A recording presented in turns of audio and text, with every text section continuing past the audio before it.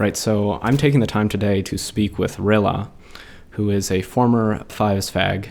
And when I say former, I just mean that he's not playing Fives anymore. But I'm taking the time to speak with him about some things related to Battlefield 1, why we both think that the game is in some ways kind of bad.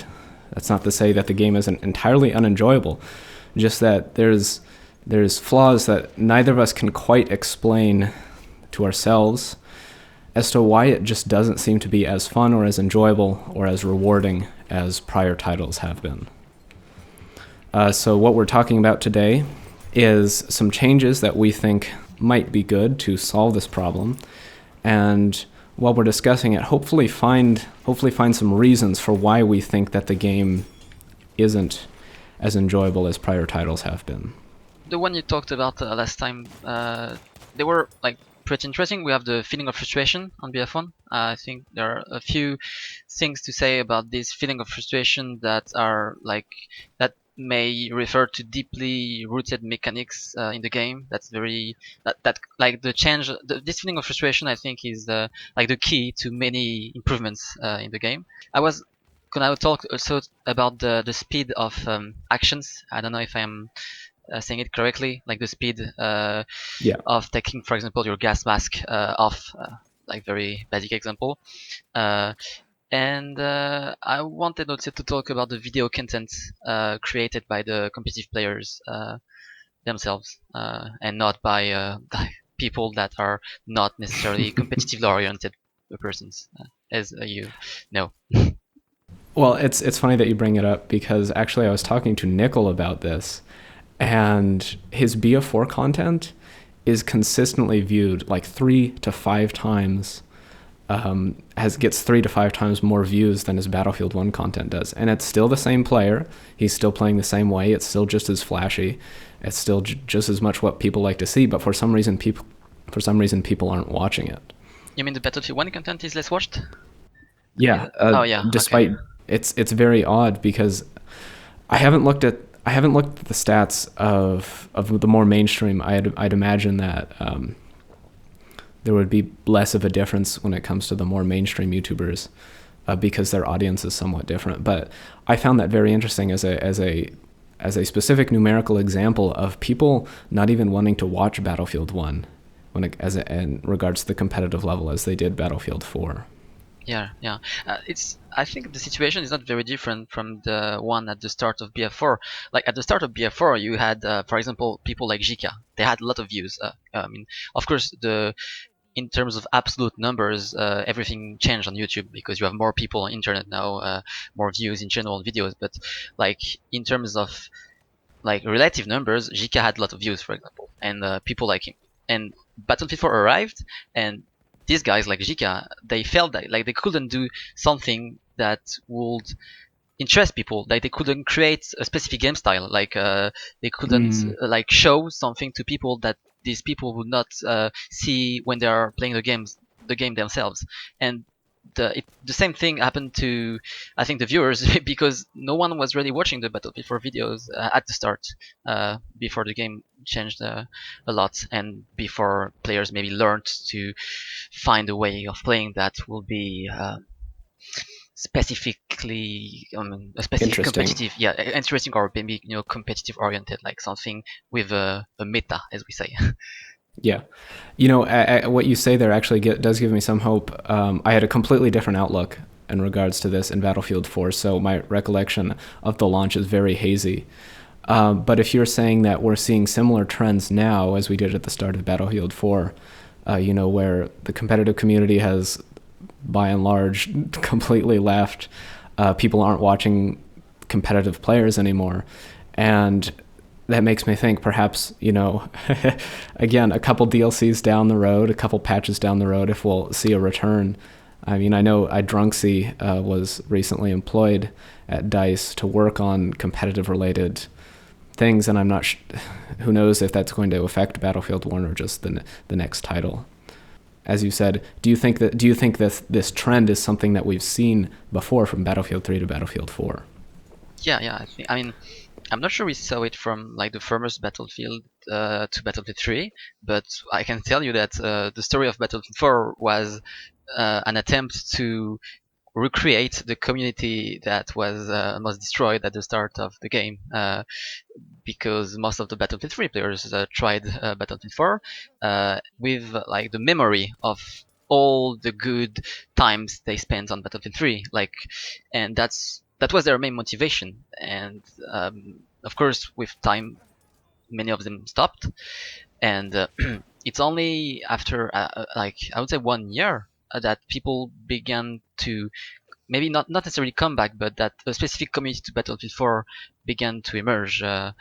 Like it happened and it grew until the end, where with the Brazilian community, with all the people that became important players in Battlefield 4. So yeah, I think it's not necessarily a good thing, but it like Battlefield 4 is showing that we can like survive the lack of interest for the game at the start, even though it's always better when the game has a lot of interest from the start, because it can keep its old community and add like new players, which is always better, like any game like Overwatch, etc. No. Yeah, that's what's unfortunate, is that we're sort of back to square one with Battlefield 1. I mean, I see it happening. The competitive players are going off and doing other things, and maybe at the end of the Battlefield 1, we'll finally have restored some of our community, and we'll have new players. But a lot of the old Battlefield 1 veterans, or Battlefield 4 veterans, sorry, will have left, and we'll never see them again, just as we don't see some of the really great Battlefield 3 players anymore playing current Battlefield titles. This brings up the question is why this is. My first theory is that there's a couple things. While it's possible to do very well with certain weapons if you have enough practice, that is to say, there's a very high skill ceiling, and you can use weapons very effectively, and it's not immediately apparent how to use them very effectively. I also think that you're not punished enough for being bad. There are many mechanics that seem to, again, they're flat out inferior to like, for example, the bayonet charge is always going to be flat out inferior to shooting someone. But the problem is that it just it just doesn't take any skill whatsoever to use. I just feel like there's a lot of these mechanics that make it too easy for the awful player to succeed.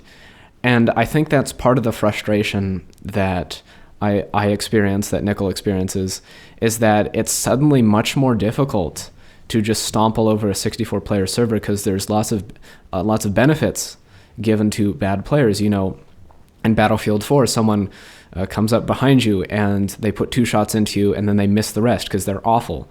And then you turn around and kill them because you're somewhat less awful. In Battlefield 1, they put 2 shots into you, and then they run around spamming F. It locks them onto the target, and then they kill you. Sure, you could have been better. No question about it. It would have been better for them to have just flat out shot you and not been bad in the first place. But the fact is that they achieved any success at all is, I think, somewhat unfortunate. Yeah, you're right. In my opinion, it's question of added mechanics. Like, you have what we could call the core Battlefield mechanics, and I think that never before a Battlefield had so much more stuff added to these core mechanics. It's like I mean, Battlefield was never known to be a very stripped down gameplay. Of course, it's a lot of things, it's all out war, etc. But I think we reach a new level in the accumulation of radically different gameplay elements that do not necessarily fit together, which means that you have so much ways to kill someone that yes, as you say, there are like too much things that can be used to kill a person, and Bloat. some of them are of course very low skill based, since we need some of them in the game. Basically, what you're saying is that it's bloat. We see this a lot in software titles in general, is that as they mature, features are added, and sometimes those features shouldn't be in the game, but they're kept in from title to title. Exactly, and I don't think that having more features is the mark of a game that has been like that on which a lot of work was done. I don't know who said that. I think it was like a philosopher, like it was called Blaise Pascal or something. He said something like, "I couldn't do something. I had no time to do something short, so I did something long." And it was like about like a dissertation, for example. And like what he meant was that it sometimes take way more time to work like on scenes, like on summarizing something, on trying to make a lot of things fit together, than on just adding, like for example, in a dissertation, ideas after ideas without trying to Yeah. find the link between them. And I think it's the same thing in a game. If you can add a lot of things in a game, it's gonna look like you have worked a lot on the game, but actually the real work is is trying to find the balance between things, and the smoothness, if I can use the word, between all the elements you already have in the game. I think that's the most difficult part of the game, and it's like stripped down games can be like CS:GO, for example. They can be games on which a lot of work was done, and that's yeah. So that does, I think you've done a good job of explaining what I've encountered in the game, is that there's simply too much in the game. Something needs to be stripped away.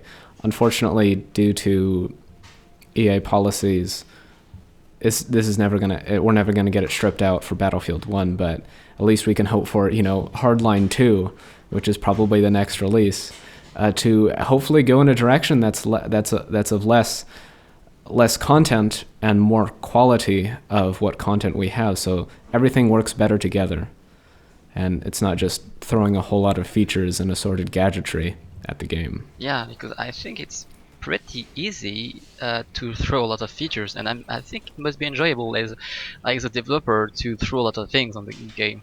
But then you have to do the bad work, the hard work, which is to make everything fit together, and that must not be the fun work to do. Like it's you have the parts where you need to add the ideas, and you have the part where you have to put everything together. And I was like, actually putting ideas on paper, when you need to write something later, it's actually pretty agreeable. I mean, it's pretty like enjoyable to do that. But then when you actually have to make a very clean explanation of your ideas, and you have to basically make the final paper, well, Yeah. the hard work is there. And I feel Battlefield is basically people that put a lot of ideas, and they didn't take or have the time to make the final paper, the very clean paper, the one that That's makes you a bit crazy when you need spend a lot of time polishing it. Yeah, that's a good way to put it. That's a really good way to put it. They've got a very nice outline. They've got a very nice selection of materials that they can choose from, but they need to pick and choose. Need to choose the right ones, the right features, and make a less bloated, less content heavy game. So that brings me to my next point, and that is, obviously we have no competitive at this point, but there are a couple new game modes, or rather one new game mode, which I think could work for in a competitive context, and that is, what is it called? Operations. We haven't. It's as a two flag conquest rush hybrid. It doesn't have the choke pointy sit in a building with an M16 5v5 squad rush kind of meta that Battlefield 3 did, but it also doesn't have the rotations or the entirety of the game that Conquest does. And unlike Conquest, it actually has some potential for, as you said in prior videos, is that an important part of a competitive game is stream-friendly clutch moments. Kind of hard to do that with Conquest, but with Obliteration, you've got it in some ways in overtime. You've got plenty of ways to pull off these clutch moments. Yeah, exactly. Yeah, because I mean, what is good for the players is not always good for the viewers, and the opposite is true. And indeed, like you have clutch moments, uh, possibility of like impressive like skilled actions, and also as you said, something that appeal to sometimes maybe the real life. Basically it's a very simple concept, and like it doesn't you don't need to refer to abstract things like capturing like A point. Like, why should I capture A point? Why should I capture A point? It's just like an arbitrary zone in the map. But of course, if you use something like what we had in obliteration, like just something that looks like a real rush onto like a bomb site or something that makes sense, of course it's way more easy to understand, even for players, like not only for amateur, even for players it's better to watch that. So that brings me to an interesting point about Conquest, and I think they've gone entirely the opposite direction in regards to making it viewer friendly, if you will. Previously, this was kind of rare in most Conquest games, but you actually could come back from a deficit.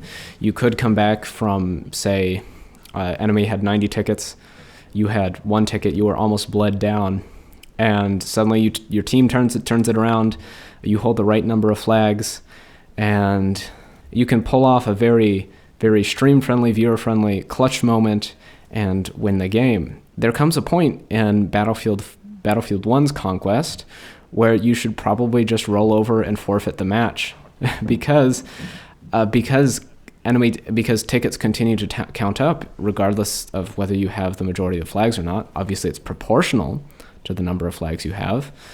There comes a point where either you have to get an entirely all cap, the enemy can just hold one flag and still win the game.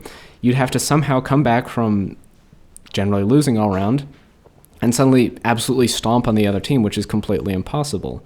The Battlefield 1's Conquest mechanics have gone completely the opposite direction in regards to creating a watchable competitive game.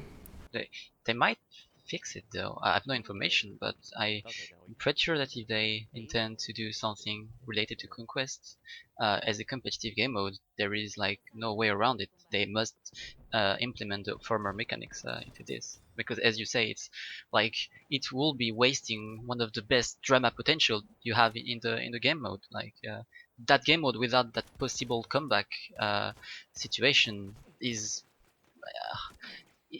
good, but you're not having the essential point then. And actually, even for, as you said, even for in public servers, like players, even if they have no competitive background at all, I'm sure I've seen a lot of times on Reddit, etc. People love comebacks. They love that tension of like that sudden team play at the end of the game when everyone like stop not when everybody uh, begin giving a shit about the game, let's say, because they see that they are able to win and it's very tense, so everybody's gonna have some team play, and that creates what people call the battlefield moments. And yeah, so it will be good for any kind of player, any profile. You had mentioned earlier that you were going to say something about the speed of mechanics in Battlefield 1. Yeah, because as you said, there is a strange frustration in Battlefield 1. Like, I had a friend that played the game and he said, I physically struggle when I play the game. And I thought the, the way of saying it was very true. It's like sometimes you hit the key on your keyboard, you wait for your avatar to take off a mask, etc., and you physically struggle, like it's a physical pain, and not a good pain. It's a pain that makes you stop playing the game instantly. And I think there are two things. The first one is, of course, the unavoidable frustration when you start a new game. It's the normal reaction to the change of habits, to developing new automatisms and forgetting the former ones. In sociology, they call that hysteresis. Hysteresis. It's the conflict between habits developed in an outdated context and the requirements of a new context.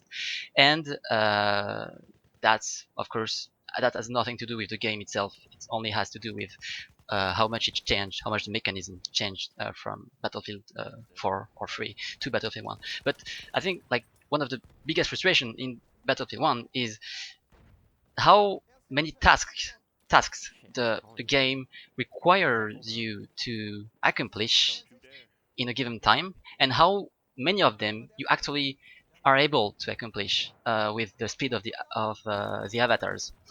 Um, that is to say, uh, you have, for example, in many fights, you have to reload. It's taking a lot of time. You have to put your gas mask after being grenaded. You need to take it off because someone is next to you and you have to shoot him. You have to heal your teammate, yourself. You have to crawl because you are in fire, and you have to get up to go behind a cover. That's a lot of things.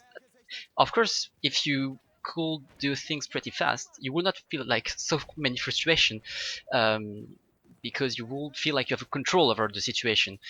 But in the current situation, the duration of these actions will take so long that it almost erase the time in which you're actually fighting enemies. Uh, that's it almost replace the basic fighting mechanics of the game, and that's why an increased speed of action will allow players to feel like they have a control over this accumulation of threats they keep facing. As we say, the game is bloated, and they will stop feeling like they endure the game, but rather like they play it, if that makes sense. Yes, a response I've heard to that is that saying that, that shooters shouldn't be just about pejoratively. They'll say that, oh, you want this game to just be a point and click adventure, I'm not, and not at all. yeah, I hold know, on. but okay, okay. I think this is wrong because a lot of us are playing shooter games because we like the basic mechanics of shooting people. And of course, it shouldn't just be point and click adventure. There's a lot more to a shooter game than just shooting people. Where there becomes a point where it's more about managing all these various micro tasks that take a significant amount of your playtime, rather than actually engaging in the basic activity which makes a shooter, and that is shooting people. Exactly, yeah. And I think that even if we kept all these tasks, let's say we really want a game with a lot of dimensions, um, increasing the speed of these tasks will already almost solve the problem, because you will be able to do all these things and still fight. And even better, I think it will actually add an interesting skill gap between players, just in terms of APM, of action per minute, because rather than being extremely limited, as players are right now, um, by the high latency between actions, uh, players could consistently, let's say, be differentiated uh, by the input intensity difference they have. Right now, to be under the maximum APM of the game, uh, is uh, I would say most of the experienced players can have, I think, around the same same APM on the game. Not because they have the same APM, but because the game is limiting them, I think, approximately in the same way. With an increased spin of action, you will still be able to do a lot of things, but experienced players will have to do these things a bit faster because they Mm-hmm. can press, 2 or 3 keys at the same time, and that will allow, I think, more fun for these players and more margin of more things to learn for other players, and that's also something fun to do in a game.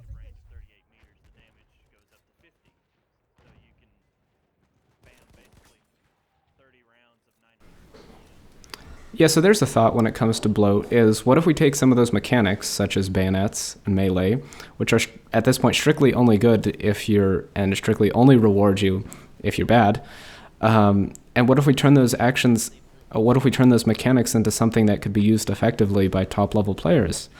Um, there's an interesting thought to help with some of that bloat, is to make these into mechanics which can be used at a high level, skillfully, that is to say. I have no idea And either about as for how to melee. do that, I have no I idea mean, at this for point. melee, just That's removing something the that I would have to animations think would be cool, a my lot opinion. about. But Yeah, or at I least guess, shortening them. yeah, shortening them would be really cool. But for the charge, I've literally no idea. Just allow people to disable it. That is already something that's gonna be okay. But yeah, I don't think Hmm. you can do many things. If you decide to have charge, I don't think you can change it very much. Yeah.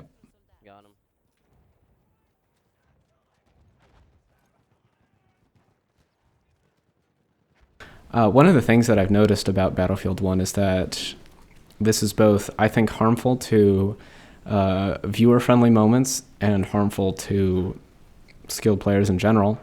Is that it's very very difficult to be very reactive in an engagement. You really have to sort of be proactive in all situations, and that is almost entirely due to suppression. Since I pretty much exclusively use the Model 835, I simply can't shoot at someone when suppressed because of the base spread and spread increase additions. There's just no way to hit 60% accuracy in a reasonable speed when suppressed. And this is actually only something that I really noticed when I played some CS for pretty much the first time, is that if someone missed their shots on me and I had my back to them, I could just turn around and shoot them. Whereas in Battlefield, my habit has always been to go exit the engagement, find some cover, and then engage it in my own time. Sure, that's a fine way. That's perfectly okay. But I think it could be better. I think it could be really better if it was actually possible to, whip around, do a 180, snap to the target, and kill them. Not only does that do a very good job of showing to the viewer of these competitive games that someone is skilled or is not skilled or whatever, but I think it helps to reward the people that really spend a whole lot of time investing into their aim. And my solution to this was to simply make suppression non-existent within a weapon's effective engagement distance. Right now, it's possible to suppress if you're simply bad at using a weapon. For example, if you use this SMG sub 35 meters, you can suppress someone pretty effectively if you're just missing, and that makes it, well, it would be better if you're hitting them. It also makes it impossible for them to whip around and shoot you in the face a couple times. My thought is that there should be zero, none whatsoever, absolutely none, suppression within a given effective range for a certain weapon. So arbitrarily, I'm going to say 35 meters for SMGs, and simply know suppression happens inside that range. Suppression still retains its ability of being able to affect targets outside that range, which is ever its intended functionality.